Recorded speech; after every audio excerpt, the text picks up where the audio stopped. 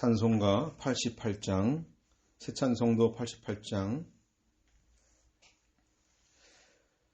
내 진정 사모하는 친구가 되시는 구주 예수님은 아름다워라. 산 밑에 백합화요 빛나는 새벽별, 주님 영원할 길 아주 없도다. 내 맘이 아플 적에 큰 위로 되시며 나 외로울 때 좋은 친구라.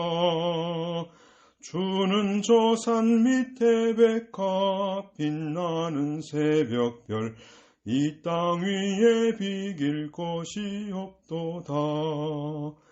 내 몸의 모든 염려 이 세상 고락간 나와 항상 같이 하여 주시고, 시험을 당할 때에 악마의 개교를 즉시 물리치사 날 지키시네.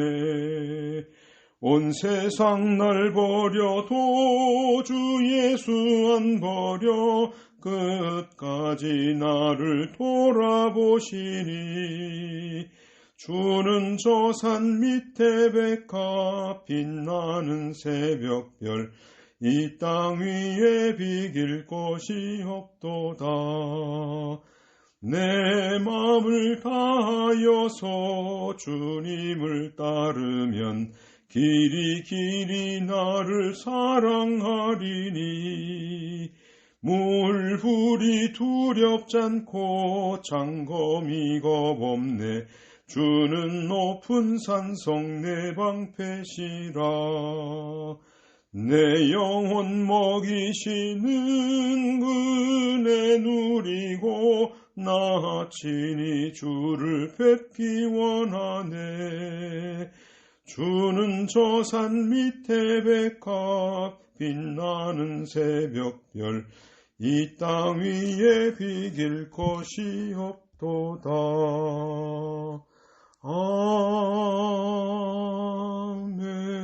아멘. 기도하겠습니다.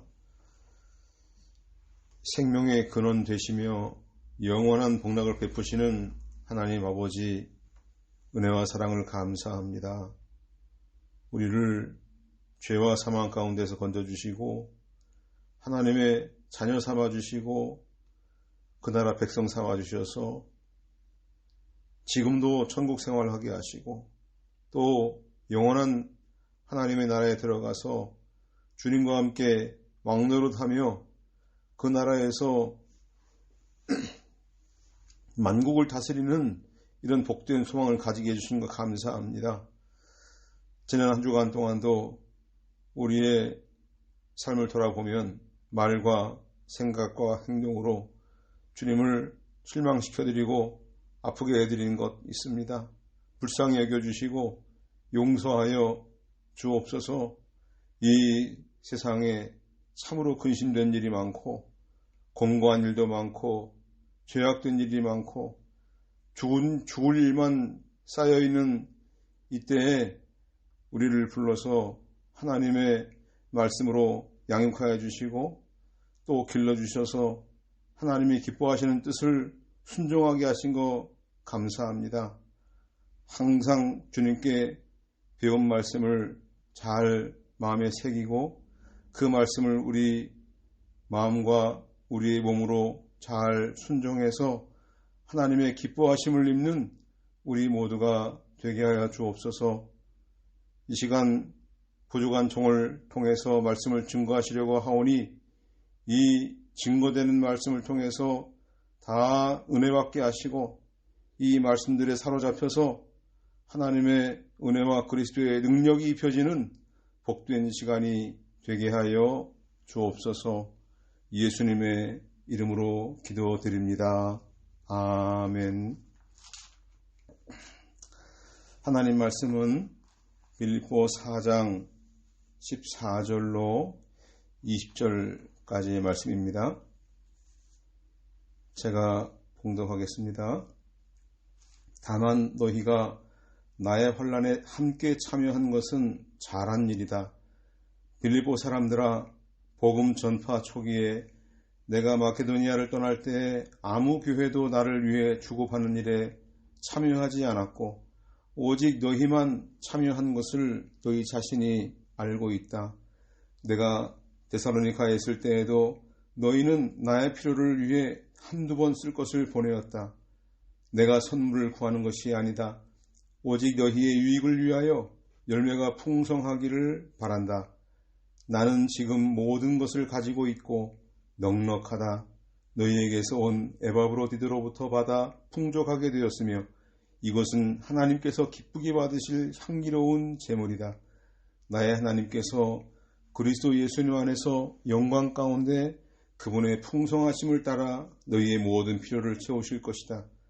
하나님 곧 우리 아버지께 영광이 영원 무궁히 있기를 원합니다. 아멘. 오늘 보는 말씀 빌립보 4장 14절로 20절까지의 말씀을 중심으로 하나님이 기뻐하시는 연보의 원리라는 제목으로 진리를 증거하겠습니다. 많은 은혜 받으시기 바랍니다. 바울 사도는 이 빌립보 교회 성도들을 향해서 감사한 마음을 전하고 있습니다. 또 그 이유를 밝히고 있고요. 이 빌립보 교회 성도들을 축복하는 내용입니다. 이 오늘 말씀을 통해서 연보의 중요한 원리들을 살펴보고 우리가 가지고 있던 잘못된 관념들 바르게 고치고 바른 연보 정신을 확립해서 바르게 연보하는 그런 출발점이 되길 바랍니다. 14절 말씀 보겠습니다. 다만 너희가 나의 환난에 참여한 것은 잘한 일이다. 빌립보 사람들아, 복음 전파 초기에 내가 마게도니아를 떠날 때 아무 교회도 나를 위해 주고받는 일에 참여하지 않았고 오직 너희만 참여한 것을 너희 자신이 알고 있다. 15절까지 읽었습니다. 이 연보의 원리에 8가지가 있는데요. 물론 더 많은 것들을 찾아낼 수 있겠지만 또 더 짧게 할 수도 있습니다. 그런데 제가 깨달아진 대로 말씀을 증거하려고 합니다. 첫 번째 연보의 원리는 이 연보하는 것이 복음 사역자의 환난에 참여하는 것이다 하는 것입니다. 이 바울 사도가 이 14절에서 빌립보 교인들이 바울 사도의 환난, 나의 환난에 함께 참여하는 것은 잘한 일이다 이렇게 칭찬을 했습니다. 여기서 환난이라는 말은 바울 사도가 이 복음 전도 사역을 하면서 겪게 된 육체적 또 정신적 그런 심적 고통을 가리키는 말이 환난으로 번역을 했는데요. 그러니까 이 빌립보 교인들은 지금 멀리 떨어져 있죠. 이 에바브로디도를 파송해서 모아둔 연보를 바울 사도에게 전달해 준 것, 이것이 이 바울의 복음 사역에 협력했다, 환난에 참여했다 이렇게 말하는 거예요. 그러니까 바울 사도가 받는 고난, 또 환난이나 고통 이러한 것에 참여하는 것은 다른 게 아니고 이렇게 정성스럽게 자기가 쓸 거, 먹을 거, 입을 거 그거 다 안 쓰고 모아둔 연보를 전해준 일, 이것이 바울 사도의 그 사역에 동참한 것이다. 그러니까 참 잘한 것이다. 칭찬했다는 말은 없지만은 칭찬하고 있는 것이죠. 그러니까 이 연보를 바울 사도에게 전달한 일, 이것은 곧 하나님의 나라를 세워나가는 일에 동참한 일이다 하는 것이에요. 얼마나 귀합니까? 바울 사도가 빌립보에서 이 암비볼리, 아볼로니아를 거쳐서 데살로니카까지 약 160km 떨어진 곳이에요. 그곳에서 바울 사도가 약 3개월 동안 머물면서 매우 힘겨운 사역을 했었죠.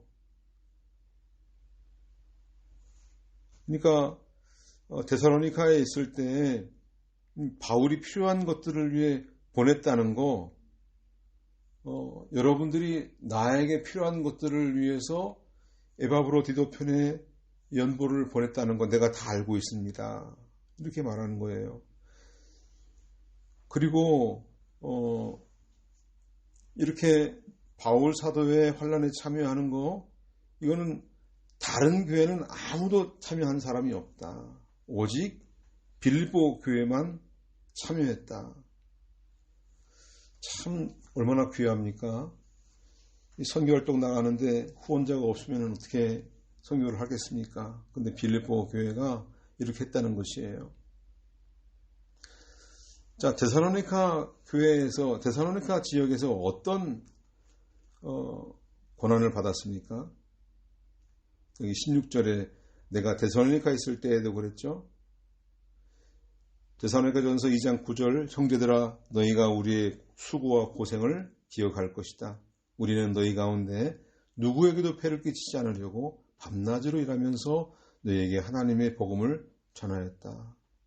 이 수고와 고생이라는 말, 육체적인 피로, 또 고된 사역들, 온몸이 다 녹초가 될 정도로 피곤한 그런 힘든 어려운 사역 과정이었다는 말이죠. 그만큼 선교 사역이 힘들었다는 것이에요.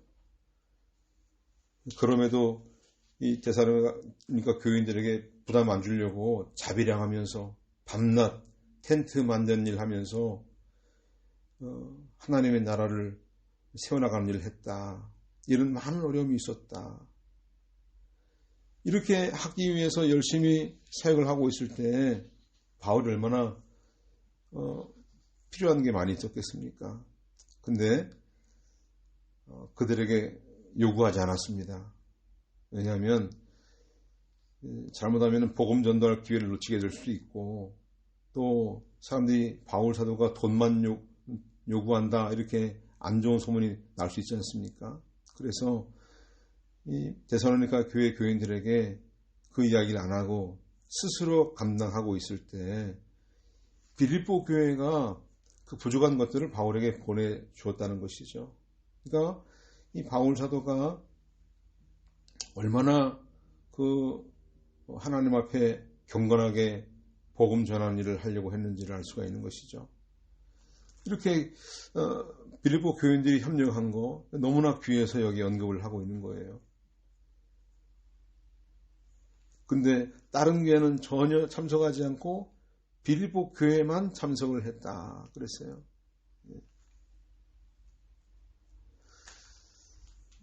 이 빌립보 교회 교인들 처음 복음 전파 초기 빌립보 지역에 갔을 때 거기서 루디아를 만났죠. 그리고 또 빌립보 감옥 간수를 만났죠. 거기서 귀신 쫓는 일을 하다가 귀신 쫓겨난 여종 하나 만났죠. 그래서 그 사람들이 주축이 돼서 시작된 교회니까 그렇게 상황이 썩 좋은 상황은 아니었습니다. 아무도 이렇게 바울 사도의 사역을 협력한 사람이 없었는데 빌립보 교회가 스스로 나서서 사람 눈치 안 보고 이렇게 나서서 협력했다는 거 너무나 귀한 일입니다. 그러니까 이 연보할 때 그 액수가 중요한 게 아니다. 많고 적은 거 따지지 말고 그 마음 중심이 어디 있는가가 참 중요하다는 것이죠. 두 번째 원리는 받은 은혜에 대한 반응 또는 신앙 고백이어야 한다. 15절에 보니까 여기에 아무 교회도 나를 위해 주고받는 일에 참여하지 않았고 그랬어요. 주고받는 일. 바울은 빌립보 교회에 은혜를 베풀었죠. 은혜를 주었죠. 하나님 말씀을 통해서 복음을 전했어요. 그 먼 거리까지 와서 복음을 전해 주었어요. 그리고 복음을 받아들인 루디아 빌립보 감옥의 간수, 이분들이 주축이 돼서 교회가 세워졌고요. 거기에 모인 성도들이 또 그 복음을 받아들이고 구원받고 하나님 나라를 또 배우게 되었고, 은혜를 입은 데 대해서 화답으로 바울 사도에게 연보한 것이죠. 그러니까 복음 사역자는 성도들의 영적 성장을 위해서 영의 양식을 공급하고, 교인들은 거기에 대해서 물질적으로 도움을 주는 원리, 이게 바로 주고받는 원리이죠. 이런 귀한 일에 빌립보 교회가 참여했다 하는 것입니다. 그러니까 은혜 받은 거에 대한 그 정도에 따라서 연보를 하게 되어 있는 거예요. 은혜 받은 게 없으면 연보할 수가 없습니다. 의무적으로 할 수가 없어요. 의무적으로밖에 못하죠. 자발적으로 못하는 거예요. 예수님이 바리새인 시몬의 집에 초대받을 때가 있었어요. 누가복음에 나오는데요.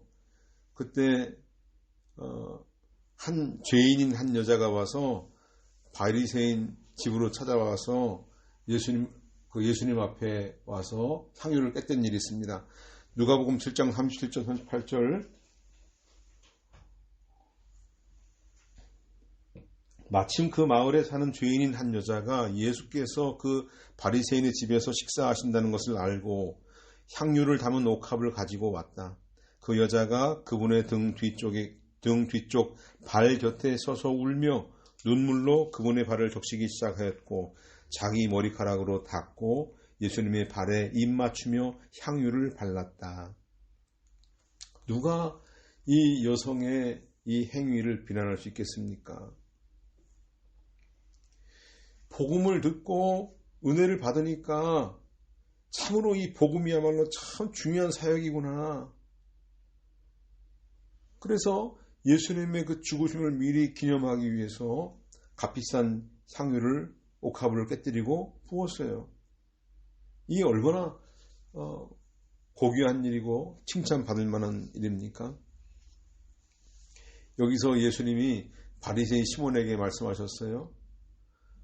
500데나리온 빚진 사람과 50데나리온 빚진 사람 두 사람의 예를 들면서 그 두 사람이 어려워서 그 빚을 못 갚으니까 다 탕감해 주었다. 그 탕감받은 두 사람 중에 누가 더 그 탕감해 준 채권자를 사랑할까? 이 질문했을 때 빚을 많이 탕감받은 사람이 더 많이 사랑한다라고 대답을 했죠. 그러니까 연보는 은혜 받은 데 대한 행동이에요. 은혜 받은 거에 대한 반응이죠. 은혜를 많이 받은 사람들은 그 마음속에 그 얼마나 마음이 감동이 되었으면 자기 가진 것을 다 내놓으려고 하지 않습니까? 그러니까 우리가 연보를 강조할 필요는 없어요. 연보를 드려야 된다 이렇게 강조하는 것은 사실은 성경적이진 않죠. 다만 은혜 받은 사람은 그 신앙 고백으로 연보를 하게 되어 있다. 그러니까 연보하는 것을 막을 필요도 없고 연보를 하라고 강요할 필요도 없는 것이에요. 16절에 보니까 세 번째 원리가 나오는데, 세 번째 원리는 이 연보는 지속적으로 해야 된다. 한 번으로 끝나는 것이 아니다.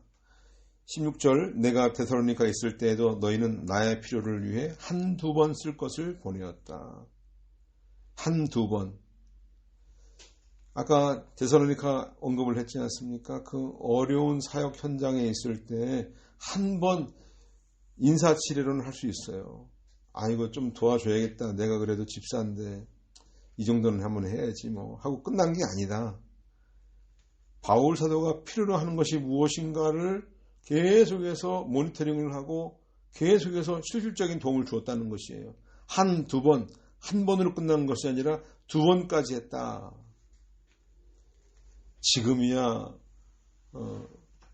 이 금융기관이 온라인망으로 연결이 되어 있어서 어디서든 뭐 미국이나 캐나다나 어디에서 보내도 받을 수가 있어요. 하루는 받게 되어 있죠.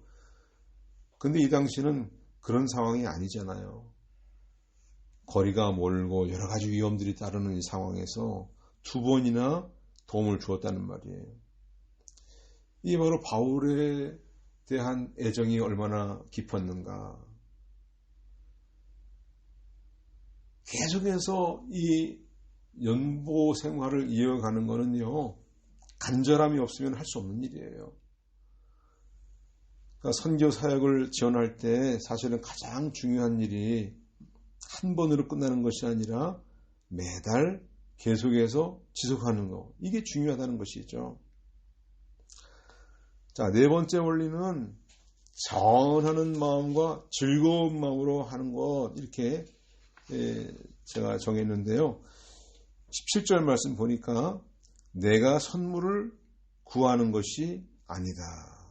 바울 사도가 나 연보가 필요해. 내가 지금 어려우니까 도와줘. 이렇게 요구하지 않았다는 말이에요. 그런데도 빌립보 성도들이 바울 사도의 사역을 자발적으로 도와준 거예요. 이 복음에 협력하는 거, 이거 뭐 강제로 할 수 있는 게 아니에요. 자발적으로만 가능한 것이죠. 복음이 도대체 어떤 사역이길래 뭐 나는 상관없어 하면 그만이에요. 근데 복음 사역의 중요성을 깨닫게 되면 할 수밖에 없다. 마음에 간절함이 생긴다. 감동을 받게 되면 하게 되어 있다는 그런 뜻이에요. 우리가 그 보험을 줄 때도 그렇잖아요. 보험을 가입하라고 찾아올 때 귀찮죠. 그런데 그 보험의 내용을 듣고 이 보험이 정말 나에게 필요한 거구나 깨닫게 되면은 이 보험의 유익을 알고 나서는 스스로 연구해서 가입하려고 얼마나 애를 쓰지 않습니까? 그런데 그것을 깨닫지 못한 상태에서 가입을 하게 되면은 매월 보험료를 못 내요. 그냥 인사성으로 가입을 하는 경우 많지 않습니까? 오래 가지 않습니다. 사실은 얼마나 중요한 일인데요.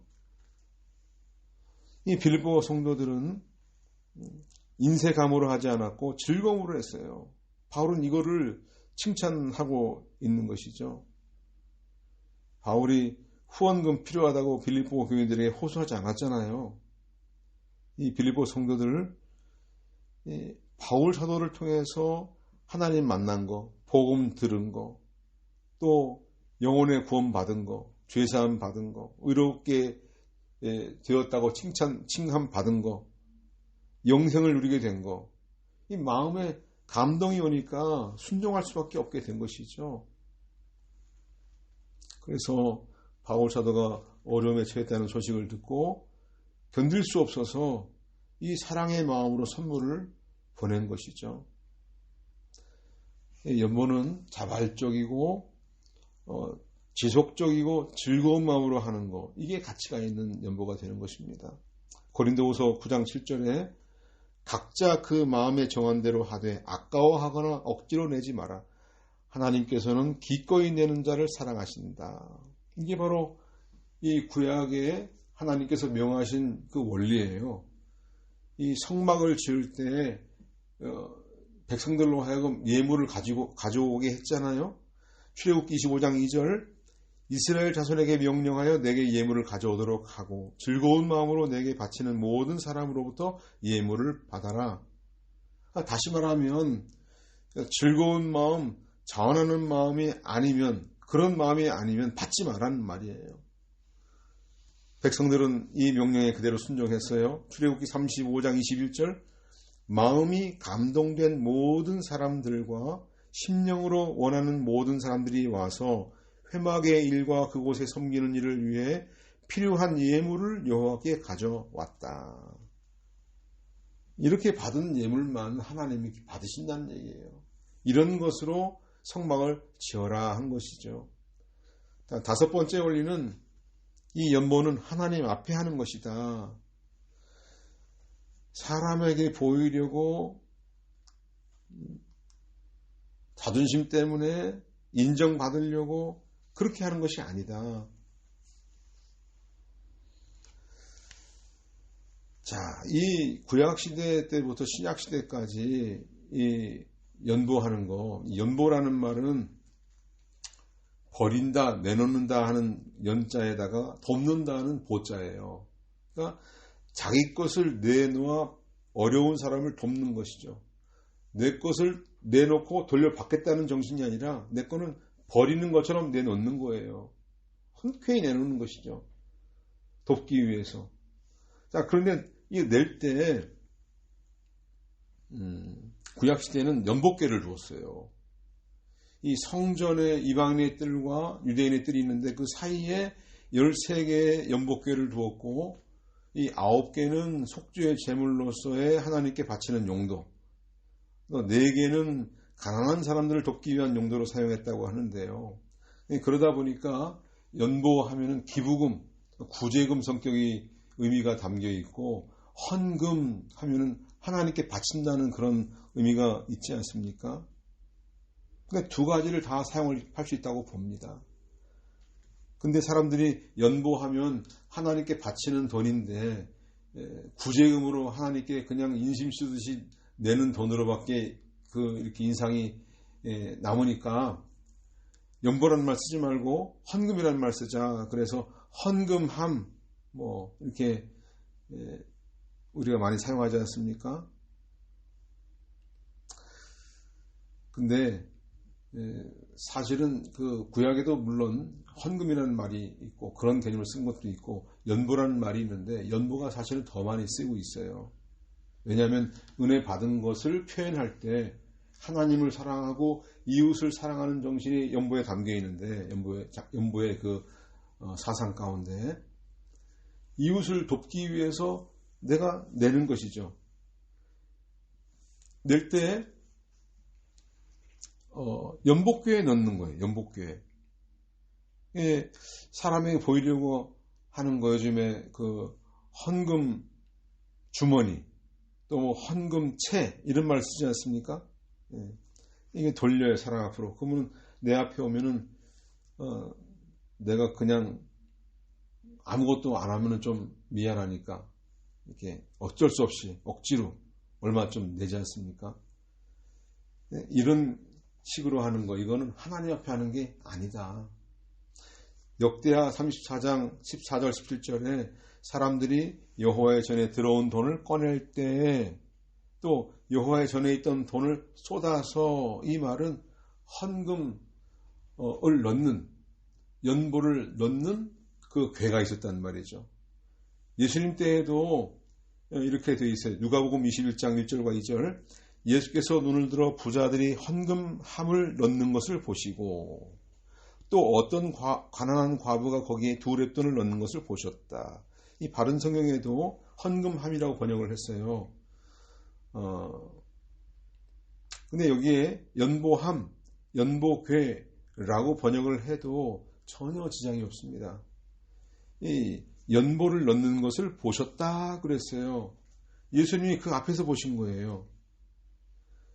부자들은 거기다가 자랑하듯이 경쟁하듯이 던져서 막 넣어요. 그런데 가난한 가부는 2렙돈, 아주 작은 금액인데 이 동전 2개 넣는 게 부끄러워서 모르게 슬쩍 집어넣는데 그거를 귀하게 보셨단 말이죠. 이거 누가 강요해서 한 게 아니었죠. 눈치 때문에 한 것도 아니었죠. 하나님께 은혜 받은 만큼 하는 것이죠. 하나님 앞에 하는 것이에요. 요즘에는 이 하나님께 바친다는 성격으로 많이 바뀌었는데요. 그래서 헌물이라는 말도 많이 쓰고요. 봉헌식이다 이렇게 말도 쓰는데, 하나님께 바쳐서 하나님이 그걸 받으시는 건 맞아요. 결국은 하나님이 받으시는 거죠. 그런데 이것을 자꾸 거기에 하나님께 바친다는 개념을 많이 쓰다 보니까 사람들이 굉장히 여기에 부담을 가지게 되고 또 여기에 대해서 많은 부작용이 발생이 되기 때문에 연보라고 사용하는 것이 그런 것들을 다 좀 이렇게 없앨 수 있는 좋은 방법이 아닌가 생각을 해요. 헌금채, 헌금주머니 이런 거 개발하지 말고 남의 체면상 안 하지 못하게 만들지 말고, 의식이 참여하는 것처럼 만들지 말고 하나님 앞에 하나님이 기뻐하시게끔 기회를 제공해야죠. 부담을 주려고 하지 말고 연보가 많이 나오게 하려고 하지 말고 많고 적음이 문제가 아니지 않습니까? 자기 양심과 또 적극적이고 넉넉한 마음을 따라 하면 되는 것입니다. 6번째 원리는 자기 자신의 유익을 위한 투자다. 굉장히 중요한 말입니다. 중요한 원리예요. 놀랍죠? 연보가 투자라니. 자, 17절. 내가 선물을 구하는 것이 아니다. 오직 너희의 유익을 위하여 열매가 풍성하기를 바란다. 바울 사도는 빌립보 성도들을 칭찬할 때 그 이유가 뭔가? 내가 연보를 모아서 보내달라고 요구한 거 아니다. 내가 필요하다고 부탁한 것도 아니다. 성도들의 유익을 위해서이다. 열매가 풍성하기를 바라는 마음이었다. 그러니까 연보를 자기 스스로 즐거움으로 내는 이유는 스스로에게 유익이 되기 때문에, 스스로 열매를 풍성하게 맺게 되기 때문에 이 바울 사도가 그렇게 지금 이야기하고 있는 것이죠. 여기 유익이라는 말은 계산이라는 뜻이에요. 계산한다 할 때 이 열매는 내가 투자한 거에 대한 이익을 의미해요.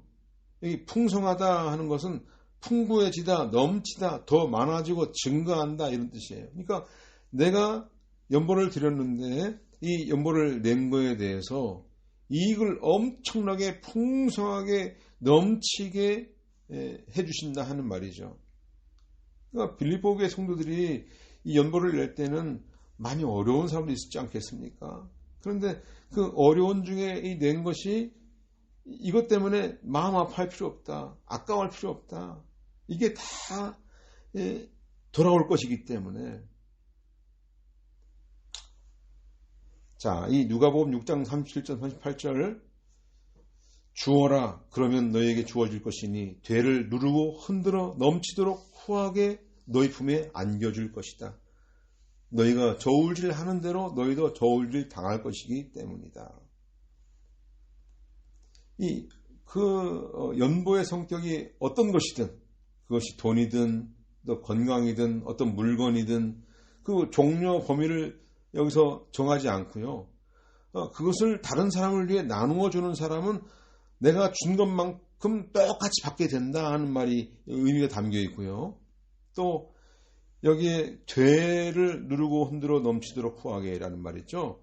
시장에서 우리가 곡식을 사려고 할 때, 곡물을 사려고 할 때 그 인심 많은 상인이 돛박을 막 흔들고 꽉 채우고 또 그 위에 또 넘치게 흘러 넘치게 주려고 하는 모습처럼 우리 하나님은 우리가 다른 사람에게 저울을 달아주는 것처럼 그 저울 달아주는 것처럼 똑같이 받게 된다. 그런데 저울을 달아줄 때 눈금에 딱 맞춰서 주는 게 아니고 넉넉하게 내가 그렇게 후하게 대접하는 만큼 하나님도 똑같이 우리에게 넉넉하고 후하게 덩을 얹어서 주신다.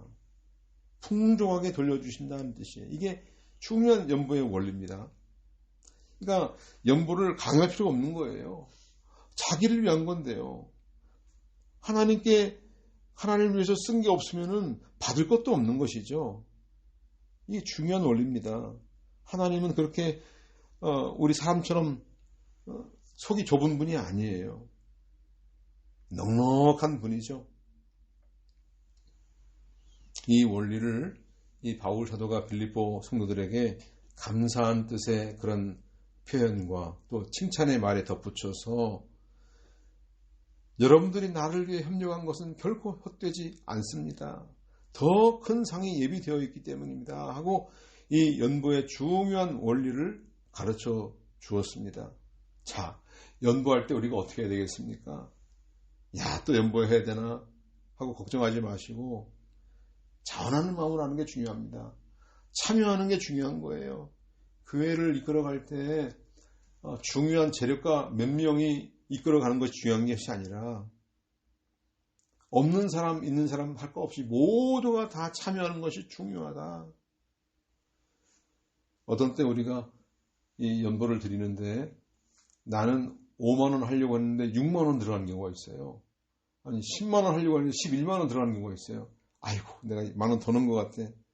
그것 때문에 속상하게 할 필요 없다는 것이죠. 그거 돌려받을 생각할 필요가 없는 거예요. 그거 다 하나님의 계산에 넣어 있으니까. 대신에 뭐 이 정도 넉넉하게 드려야지 하고 이런 후한 마음을 가지고 하는 게 중요하겠죠. 자, 7번째 원리, 이 연보는 하나님이 받으시는 것이다. 이 18절에 보니까 나는 지금 모든 것을 가지고 있고 넉넉하다. 너희에게서 온 에바브로디드로부터 받아 풍족하게 되었으며 이것은 하나님께서 기쁘게 받으실 향기로운 제물이다. 이 빌립보 교인들이 바울을 위해 연보한 것이죠. 바울이 필요에 따라서 그 연보를 썼겠죠. 근데 그 연보를 바울에게 했지만 그 연보는 하나님이 받으셨다. 여기에 지금 나는 지금 모든 것을 가지고 있고 넉넉하다 하는 것은 빌립보 성도들이 에바브로디도 편에 보내준 연보를 잘 받았다 하는 그런 뜻이에요. 그리고 이 빌립보 성도들이 매우 적절한 시기에 바울 사도에 꼭 필요한 시점에 채우고 남음이 있을 정도로 넉넉하게 나왔다. 풍족하게 되었다. 이렇게 이런 뜻인데요. 여기 하나님께서 기쁘게 받으실 향기로운 제물이라는 말이 있죠. 빌립보 교인들이 보내준 연보 내가 참 잘 받아서 내게 유익이 되었다. 그런데 사실은 하나님도 기쁘게 향기로운 제물로 받으셨다. 이렇게 있었어요. 사람에게 보냈는데 하나님이 받으셨다. 중요한 원리입니다. 이 향기, 유오디아 향기인데요. 달콤한 냄새, 좋은 냄새예요. 돈 냄새가 좋은 냄새일까요? 네. 구약시대에 희생제물을 바칠 때 소, 양, 이런 짐승을 태워 죽일 때 냄새가 어땠을까요? 노린내가 나고 그러지 않겠습니까? 그런데 그것이 하나님께서 받으실 때는 향기로운 제물이 되었다 이렇게 말을 하고 있어요.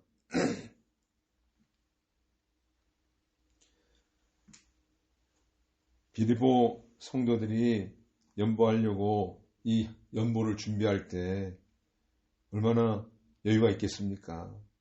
없는 중에 그걸 안 쓰고 모으고 희생한 거, 그 희생한 것 자체, 그 행위, 그 그리스도의 복음을 위해 감당한 모든 일들, 이게 하나님이 받으실 만한 향기로운 제물이 되었다 이 뜻이에요. 돈만 향기로운 제물이 되었다는 것이 아니라 그 사람의 모든 행위, 하나님을 위해서 내가 희생한 거, 내가 드린 거, 모든 것들이 다 하나님이 받으실 만한 제물이 되었다. 억지로 내는 제물은 향기롭지가 않습니다. 자발적으로 기쁨으로 내는 연보만 향기롭다는 뜻이죠. 이것을 아는 바울 사도가 연보를 받았을 때 연보 때문에 기뻐했을까요? 그 보내준 물질이 참 내 마음을 흡족하게 했을까요? 그게 아니고 이 연보를 보내온 그 빌립보 성도들의 모든 희생과 그 마음, 거기에서 좋은 냄새를 맡을 수 있었다는 뜻이죠. 하나님이 기쁘게 받으신다.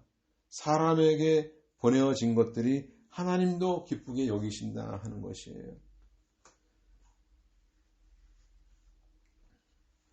그리고 우리는 이 연보를 드릴 때 요즘에 연보 때문에 어떻게 하면 연보를 많이 거둘까? 그래가지고 헌금의 종류가 얼마나 많습니까? 몇 수십 종류가 되지 않습니까? 그런 헌금 종류 많이 만들어 놓고 또 이런 얼마나 유익한 일입니까? 개인의 신앙을 위해서 얼마나 유익한 일인데 이거를 그 행위를 자꾸 유도해내기 위해서 뭔가 특별한 행사를 만들고 그걸 자꾸 거기에 참여하게 만들고 그래서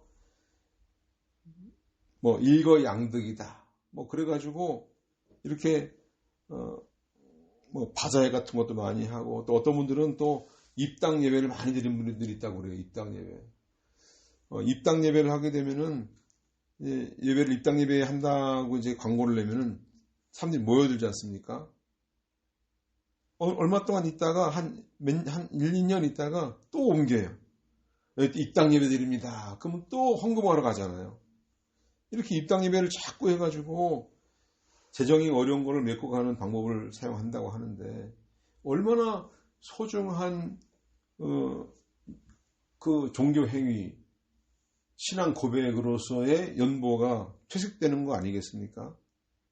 기회를 줘야죠. 기쁜 마음으로 이렇게 은혜를 끼치면 은혜 받은 만큼 거기에 대해서 연보를 하게끔 해야 되는데, 어떤 분들은 또 책을 또 출판을 해가지고 출판 기념회를 하죠. 세상 단체에서 이런 거 많이 해요. 책을 만들어 놓고 다 초청해가지고 강연 좀 하고 나서 뭐 세상에서는 한 사람이 뭐 몇 억씩 기금을 낸다고도 해요. 책 하나 사는데. 이런 행사를 통해서 유도하지 마라. 너무나 안타까운 일입니다. 자, 8째 원리는 연보한 만큼 하나님이 모든 필요를 채우신다.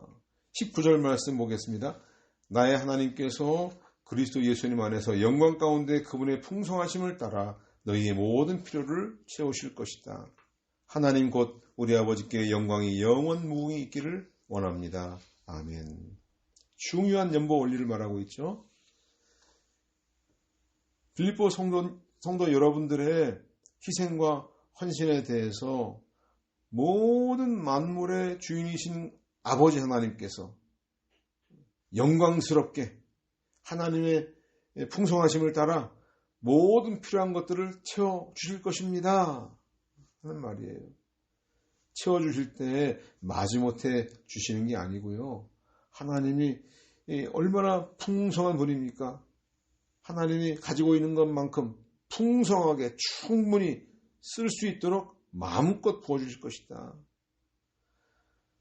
하나님의 이 능력과 이 은혜를 우리가 깨닫는다면 하나님의 무궁한 그 영광을 찬송하지 않겠습니까? 또 기뻐하지 않겠습니까? 또 감사하지 않겠습니까? 하는 그러한 송영입니다.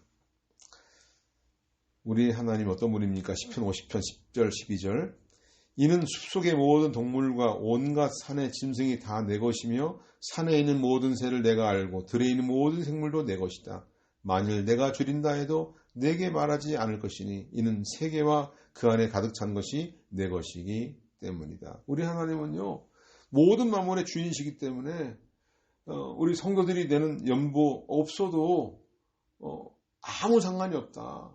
내가 연보를 내서 하나님 먹여 살려야지 도와줘야지 이런 마음 가질 필요 전혀 없다. 하나님은 이 모든 우주 만물의 주인이시다.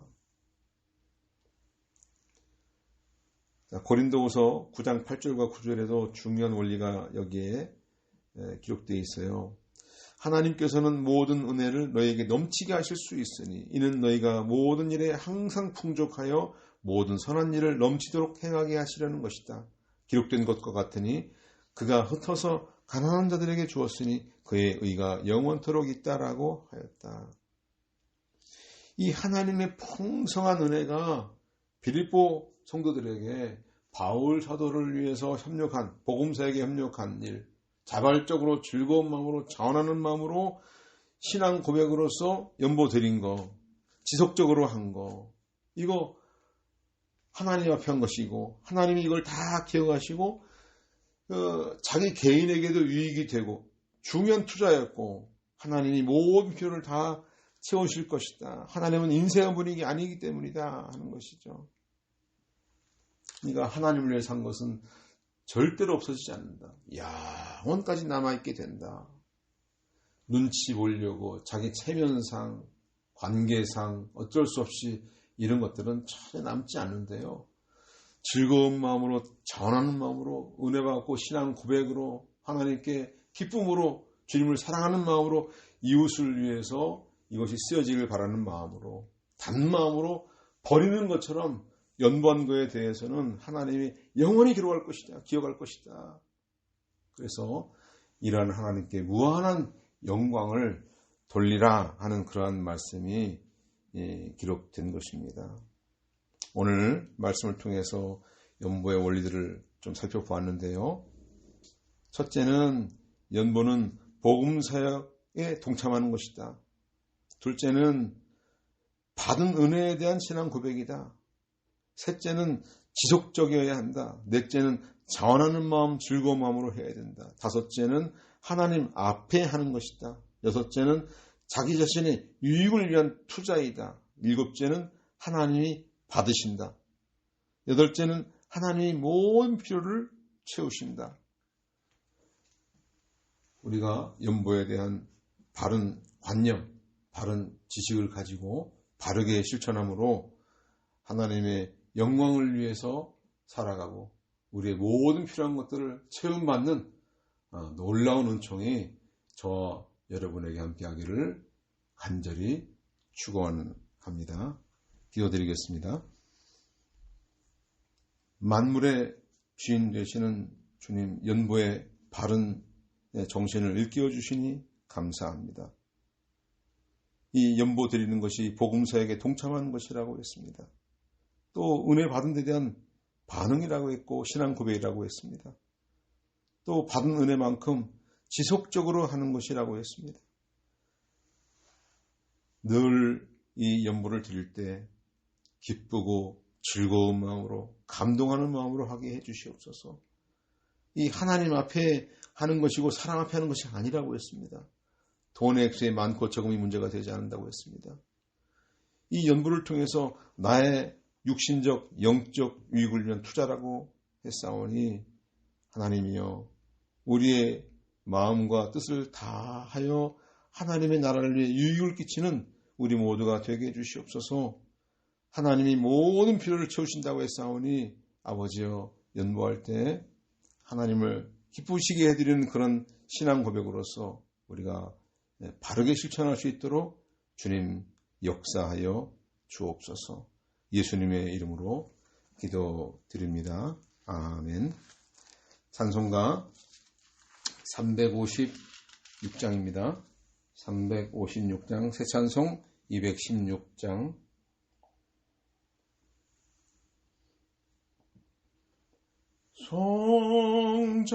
성자의 귀한 몸 날 위하여 버리신 그 사랑 고마워라. 내 머리 주 앞에 조아려하는 말 나무어 주님께 바치리까.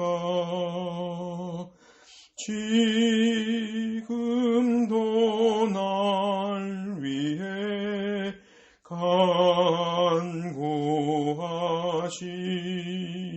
간구하심. 이 옅은 믿음이 아옵나니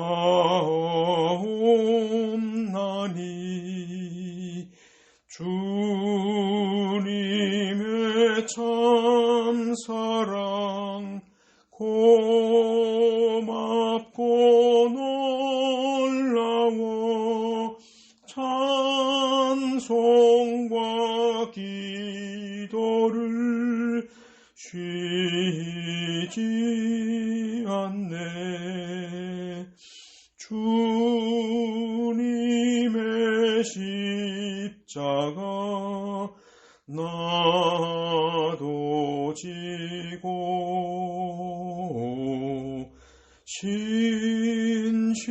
신실한 믿음과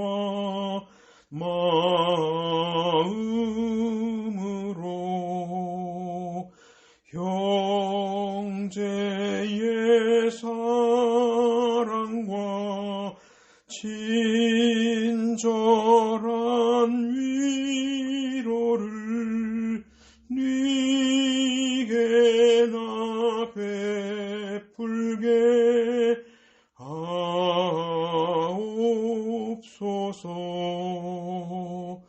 만 가지 은혜를 받았으니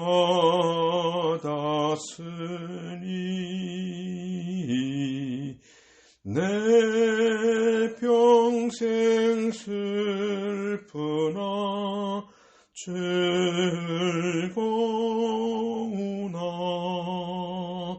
이 몸을 온전히 주님께 바쳐서 주님만 위하여 늘 살겠네. 아멘. 축도하겠습니다. 지금은 우리 주 예수 그리스도의 은혜와 하나님의 사랑하심과 성령님의 교통하심이 오늘 주신 생명의 말씀을 듣고 순종하는 모든 성도들과 함께 있을지어다. 아멘.